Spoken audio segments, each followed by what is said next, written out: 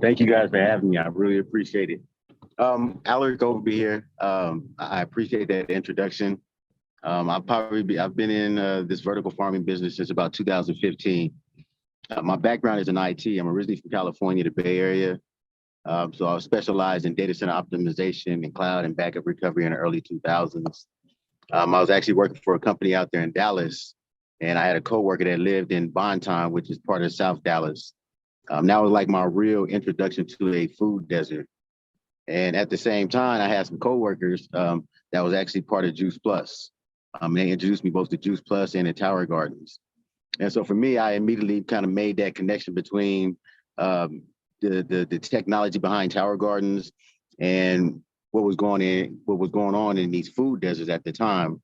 You know, this is kind of really early in the game, and people was just now getting into urban agriculture and things like that. But I've seen these towers and the technology behind Tower Gardens, the thought pattern behind Tower Gardens, and I saw it as a way to start implementing a new generation of farmers, starting with the youth. And so we wind up getting together. I wound up quitting my job, and we kind of got together and we set up Dallas Urban Farms was my first vertical farming company, and we actually moved in together and set up one of the first rooftop farms, commercial wise, with Tower Gardens down in Dallas on a rooftop. And so that was my first real experience with it.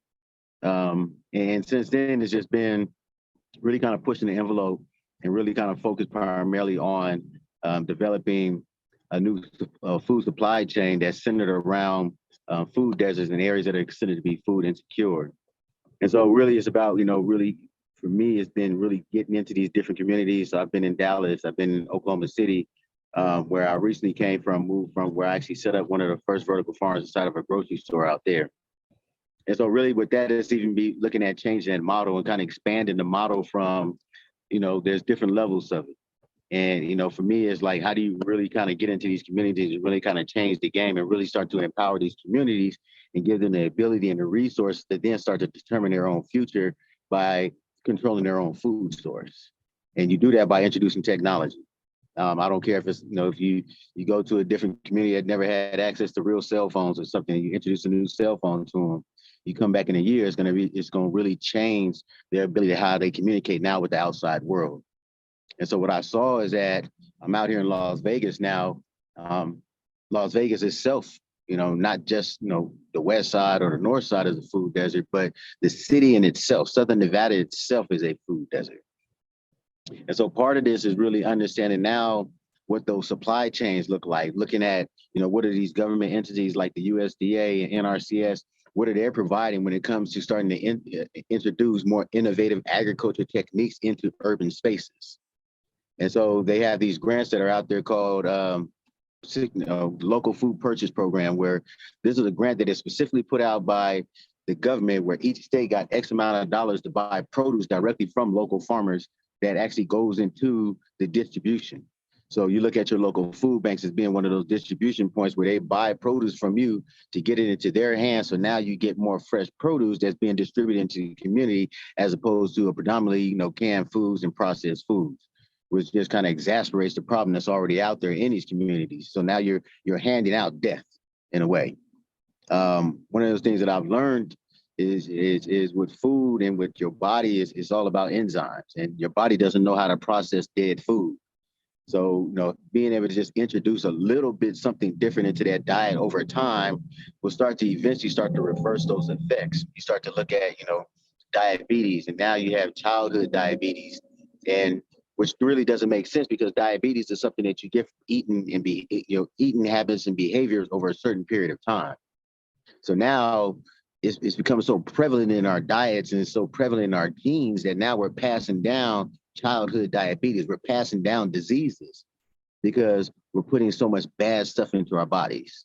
And so now that's causing problems for our children, and so, like the doctor said on there, is like those transmitters, those things that make you happy, sad, and glad. If you have a whole community that doesn't have access to healthy food, then they're mentally miserable. They don't even have the ability to really make good decisions. And so it's really looking at, this problem at a really deeper level And it's really about using this technology, using these towers to really change the food supply chain. There's a disconnect between where your food comes from and where your food is purchased at. So even when you're talking about your local grocery stores, your local restaurants and things like that, those have always been my targets. Because those are the places that people congregate. Those are the places that we share that common denominator, which is food.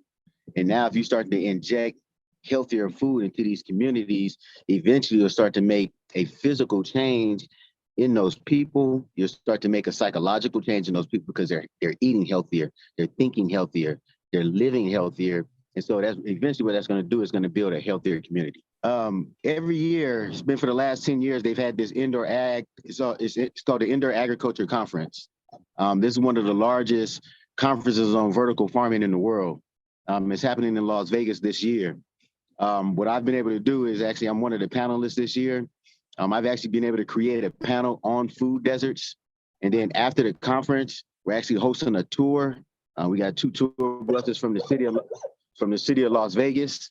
And we're going to be actually taking some of these top companies, these CEOs of companies like Plenty, Vertical Harvest. We're actually taking them on a tour around the historic West Side in Las Vegas, so they actually see and feel what a food desert is, and sees it, in real life. They have these solutions, they have this technology, and so us is about really starting to inject that technology and inject those solutions into these food deserts, and really putting that technology now into the hands of the people that actually live in that community. So we're actually on Monday, we're actually moving into a grocery store where we're taking over about 12,000 square feet, and we're filling it up with vertical towers. Wow, Alaric, thank you so much. When I follow you, that very closely, you and your beautiful wife and those gorgeous children. And it's so amazing to see how hands-on the babies are, and how I will see so many pictures and videos. They'll just go right up to the tower guard and grab something off, and they're eating it. Like, they're so used to doing it. So it's just so awesome to see that you actually practice what you preach. And then again, it's so inspiring to me to see you in the supermarkets and people buying your produce. Your produce is packaged up, is in the supermarket. People were coming up to some of the towers, cutting their own produce and purchasing it. So it lets me know that if you can do that, then that absolutely means that I can do it.